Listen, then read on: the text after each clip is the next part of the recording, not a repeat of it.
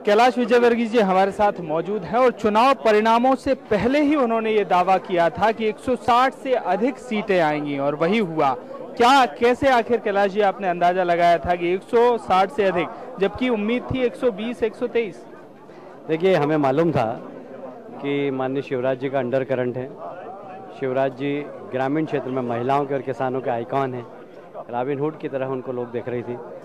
शहरों के अंदर नरेंद्र मोदी जी यंगस्टर के आइकॉन थे और दोनों की लोकप्रियता का लाभ हमें मिलेगा।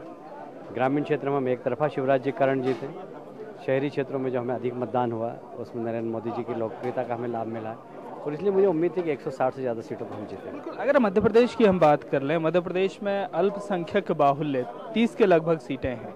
ऐसे में नरेंद्र मोदी के जादू की आप बात कर रहे हैं और कहीं ना कहीं दिख भी रहा है कि वोटिंग परसेंटेज उन बूथ पर भी बढ़ा है जहां अल्पसंख्यक ज़्यादा है। तो ऐसे में कांग्रेस के उस आरोप की तो हवा ही निकलती दिख रही है जिसमें वो कहते हैं कि नरेंद्र जी और भाजपा अल्पसंख्यक विरोधी हैं।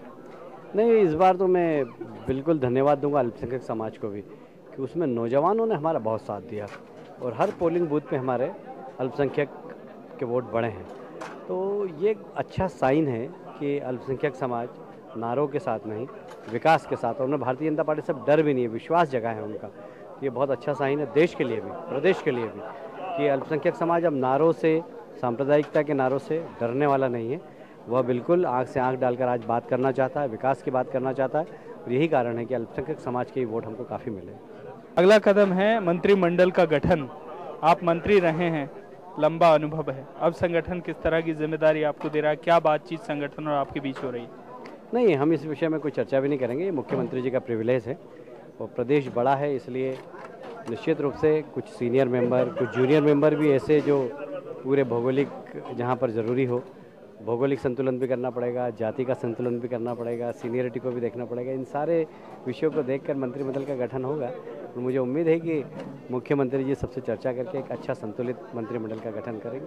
बिल्कुल। एक लक्ष्य उन्होंने दे दिया, लक्ष्य का मंत्र भी दे दिया है, पाँव में चक्कर, मुंह में शक्कर और दिल में आग और सर पे बर्फ। वो कहीं ना कहीं अपनाना होगा अगर जो लक्ष्य दूसरा दिया है 29 सीटें लोकसभा की जीतना है तो। देखिए, जब शिवराज जी जब ये बात बोलते हैं तो वो साक्षात उसकी प्रतिमूर्ति है। मैं समझता हूँ देश में उनके जैसा कोई नेता नहीं है जो इतना लो प्रोफाइल रहता हो और इतना हाई प्रोफाइल काम करता हो। ये बहुत कम, अपने आप को प्रोजेक्ट नहीं करना और लो प्रोफाइल में रहकर काम करना, ये अगर सीखना हो तो शिवराज जी से सीखना चाहिए। देश में उनके लेवल का कोई भी ऐसा नेता नहीं जो इतना लो प्रोफाइल में काम करता हो, इतना हाई प्रोफाइल काम करने के बाद लो प्रोफाइल में रहना बहुत मुश्किल काम है और शिवराज जी उसकी प्रतिमूर्ति है।